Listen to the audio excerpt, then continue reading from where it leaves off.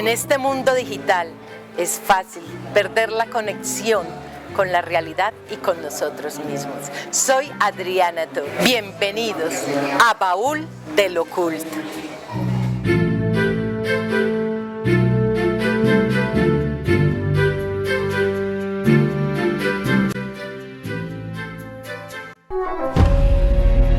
Bienvenidos otra noche más a Baúl de lo Oculto, donde estaremos con la Madre Tierra, seres elementales, investigaciones paranormales, extraterrestres, religiones y personas con cualquier tipo de dones. Baúl del Oculto.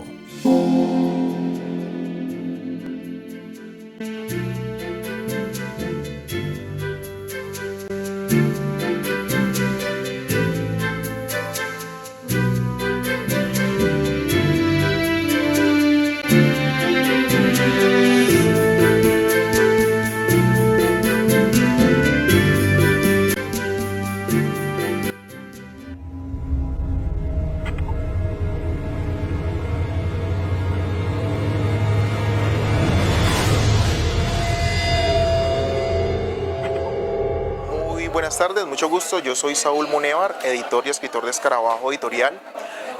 Hoy les quiero hablar un poquito de Doğan Básquezi y su libro Jauría.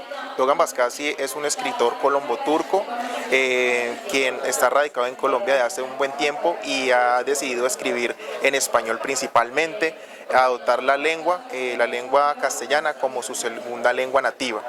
Ahora bien, ¿de qué trata Jauría? Bueno, resulta que se trata de un personaje que nace en la costa mediterránea, que se llama Qusay, el cual tiene todos las comodidades materiales que puede dar el dinero. Sin embargo, Qusay se siente vacío porque en algún momento de su vida no encuentra un propósito para ella.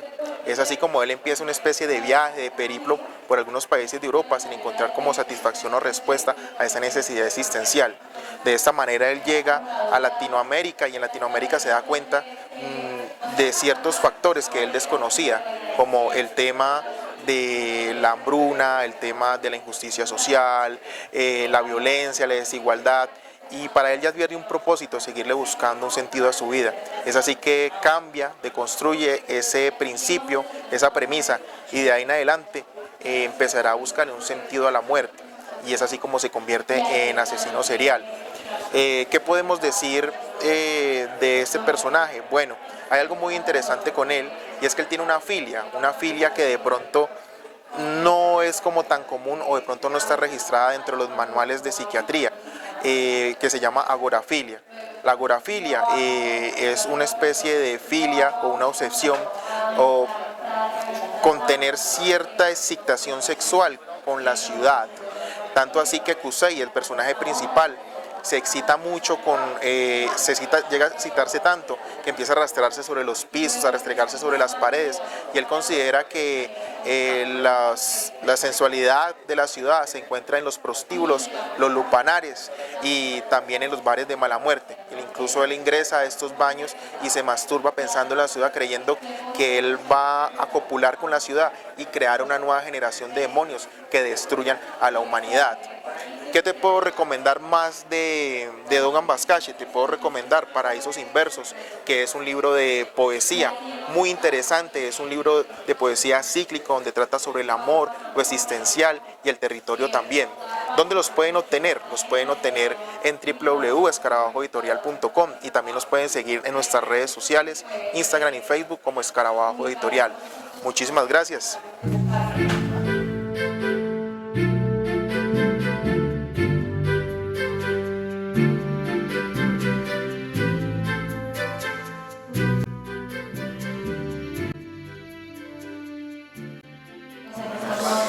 Hola, hola.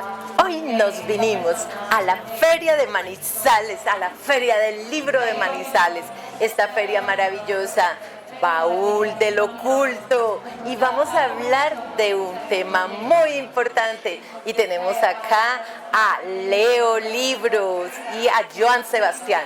Sí, Joan Sebastián, hola, ¿cómo estás? Muy bien, ¿y tú cómo estás? Súper bien, aquí tenemos los señores que quieren saber Bueno, hoy estamos contigo muy especialmente para hacerte unas preguntas, porque tengo una inquietud así súper grande acerca de, por ejemplo, ¿cuál es la diferencia entre misterio o terror? Bueno, pues buenas tardes para todos los que están viendo.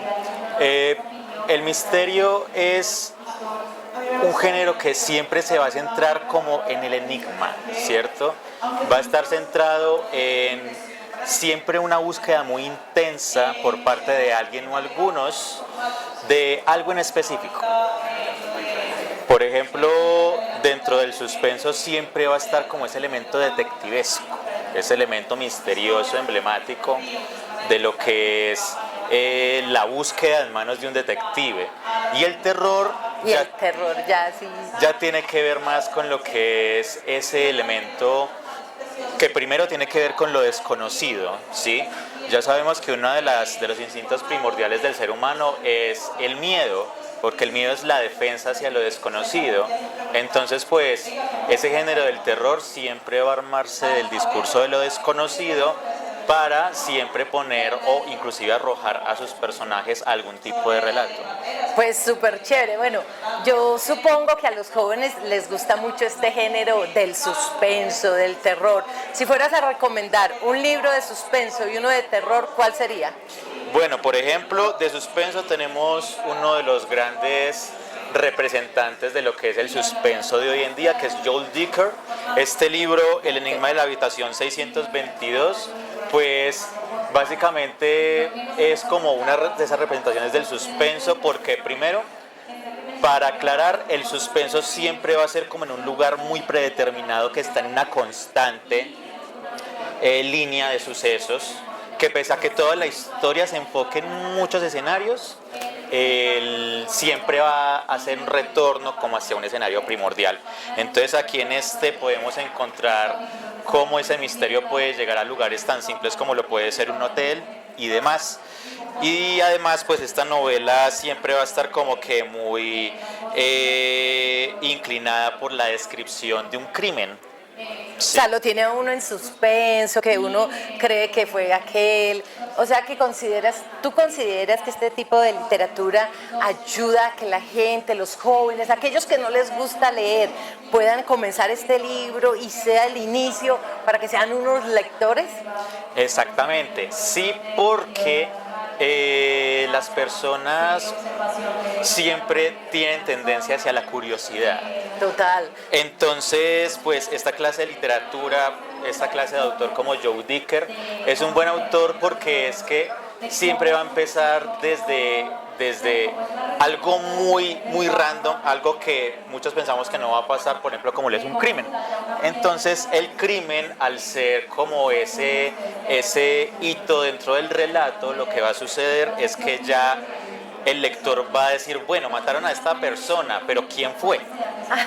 O sea que te atrapa, te tiene que atrapar. Tú quieres saber, quieres leer más, como le pasa a uno con algún tipo de literatura, que uno quiere saber cómo va a desenvolverse esa historia aquí en ese misterio. Bueno, y en cuanto al terror, porque me llama mucho la atención decir que vamos a leer un libro de terror. ¿Cómo sería con esto de terror?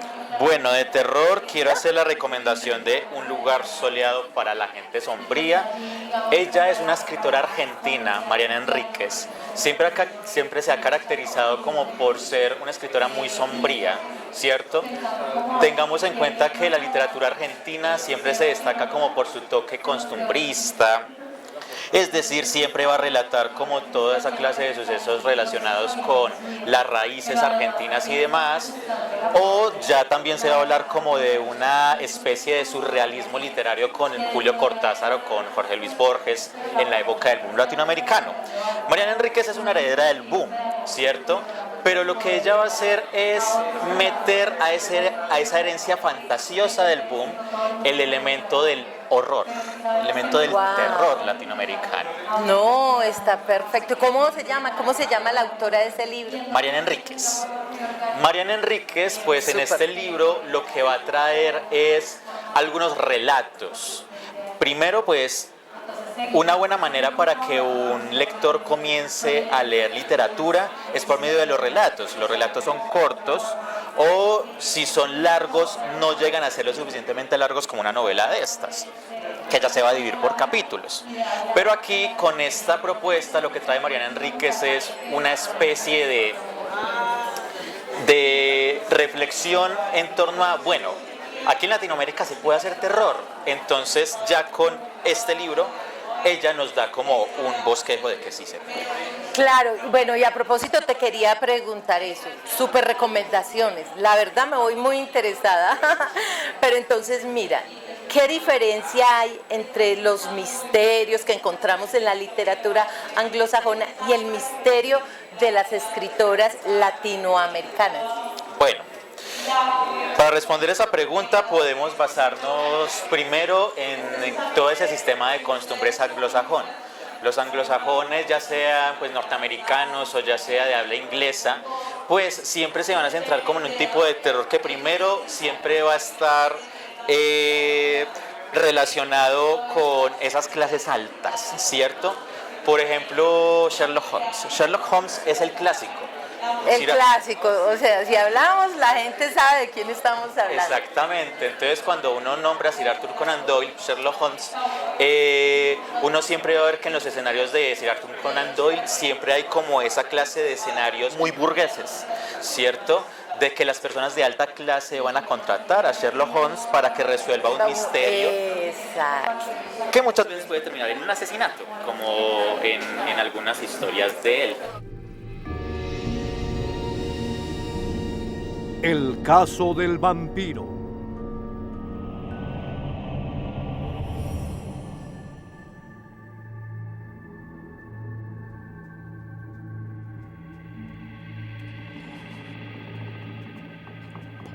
Pauperis.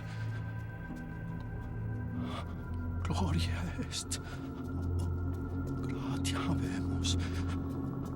Gratia tua. Propit magna. Gloria tuae. Domine coelum.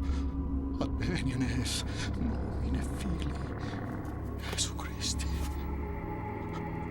Filii terra. Pater y Filio.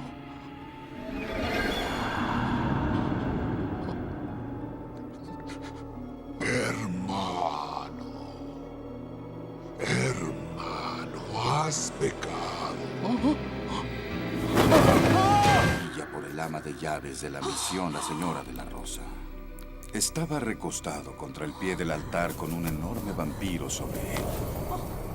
Cuando salió volando, ella se percató que había estado comiendo de 2 heridas abiertas en su cuello. En el muro estaba escrito con sangre un aterrador mensaje. Decía, desde el infierno, como has pecado contra mí, así llevaré a cabo mi venganza. La sangre de los tuyos por la sangre de los míos. Por ejemplo, aquí con Stephen King. Bueno, esta es la última novela de Stephen King, si te gusta la oscuridad. Entonces, por ejemplo, el terror anglosajón siempre va a intrometerse con esa clase de criaturas mitológicas, por ejemplo, como lo hizo Stephen King con It, con el payaso maligno, ¿cierto? Ay, que sí, conocemos. Lo que el hombre hizo fue que It era una criatura ancestral de hace mucho tiempo que buscó las formas de evolucionar y siempre horrorizar a los niños. Aquí tiene.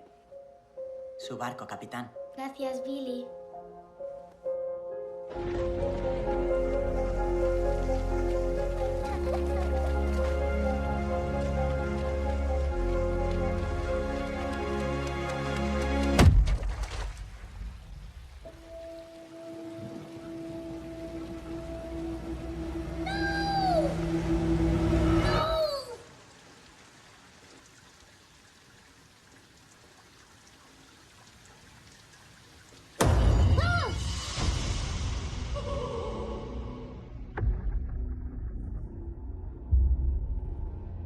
Derry no es como ninguna de las ciudades en las que he estado. El número de muertes y desapariciones de adultos es 6 veces mayor que la media nacional. En el caso de los niños es peor. Mucho, mucho peor.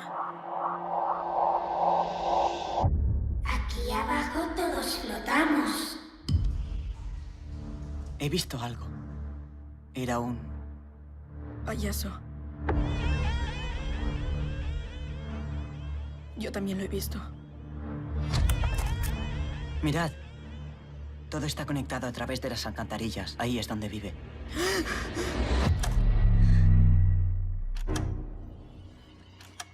¿Qué pasa? No lo sé.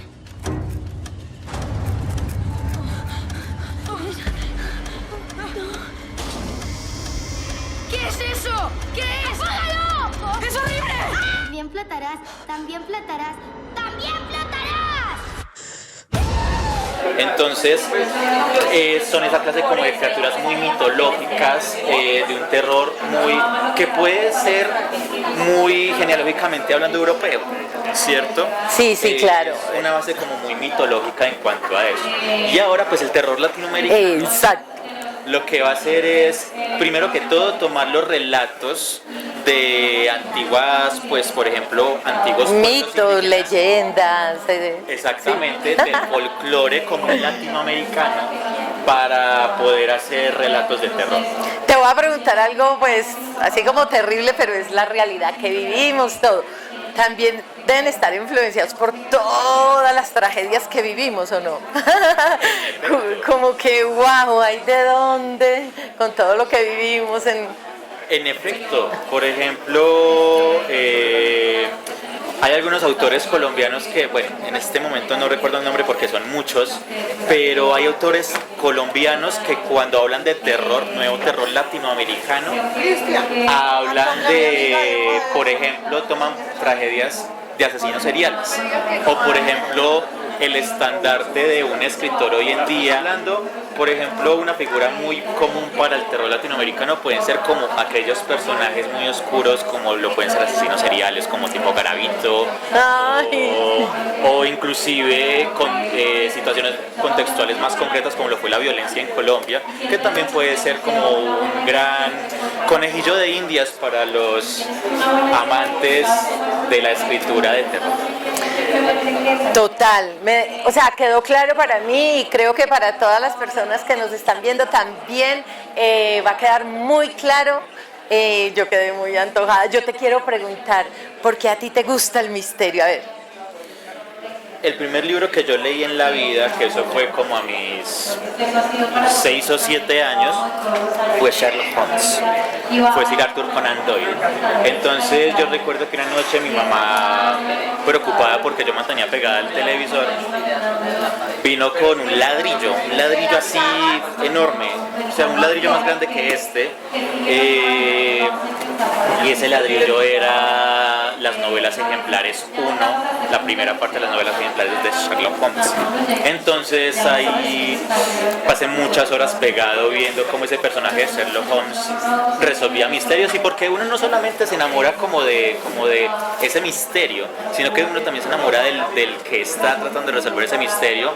Y tengamos en cuenta, por ejemplo, que Sherlock Holmes no solamente es un detective, también es un entusiasta de la ciencia que tiene un pseudo laboratorio en su casa, y que también es un erudito músico porque tiene un violín que toca cuando algo le agobia demasiado. Entonces cuando llega Watson, que es su compañero de toda la vida, y llega así, golpea y dice: Sherlock, tenemos un misterio que resolver. Entonces cuando está ahí tocando el violín es como tipo... Creo que tú estás haciendo la historia para que mucha gente quiera venir a comprar ese libro, sí. Porque estás siendo súper gráfico, me encanta, me parece súper. Yo te hago una pregunta, ¿cuántos años tenía cuando te regalaron eso para alejarte de esa televisión? 6 años. Ah, wow, 6 años y ya, o sea, te encarretaste, puedes contar ahora eso. Entonces, ¿qué recomiendas tú para aquellos padres que tienen la misma inquietud ahora? ¿Cómo alejar a los hijos del celular, de toda esta tecnología y crear un amor, un apego por la literatura? ¿Cómo? A ver, ¿qué recomendaciones le haces? Así 3 libros para que aquellos padres digan: bueno, voy a llevar este libro a mi casa, a mis hijos, para que se antojen de leer. Ok, pues lo maravilloso del suspense, del misterio e inclusive del terror es que no son géneros herméticos, lo cual quiere decir que están encerrados solamente como en una categoría literaria, sino que el suspense y el misterio se colan en muchas cosas como la fantasía o entre otras cosas. Puedo recomendar, por ejemplo, Harry Potter.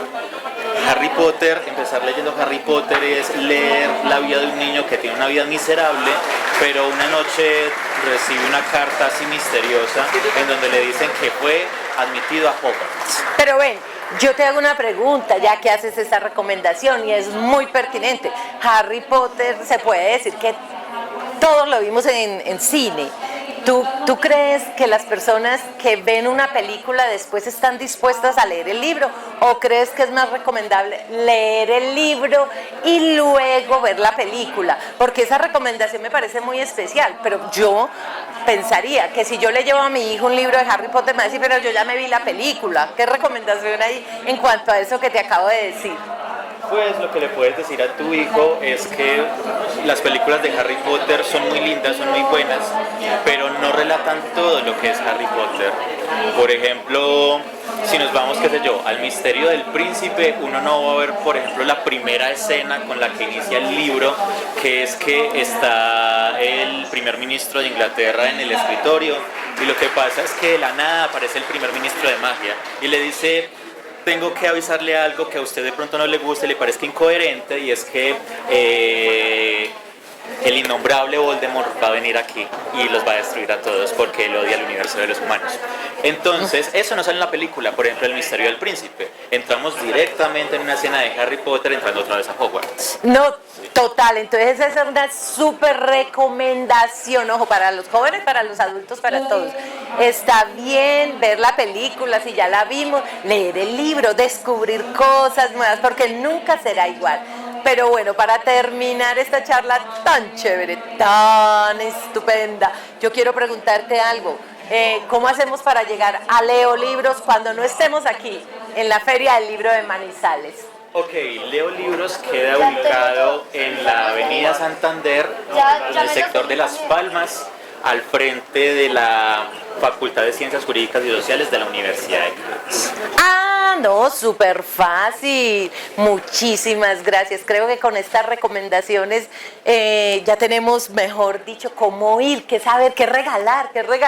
Porque uno muchas veces dice, bueno, un sobrino, un familiar está cumpliendo años, ¿qué le regalo? Un libro, regalé el libro, seguramente que es el mejor regalo que podemos dar. ¿Sí o no? Es cierto, muchísimas gracias entonces. Bueno, Baúl del Oculto se cierra por ahora, pero seguimos con más misterios.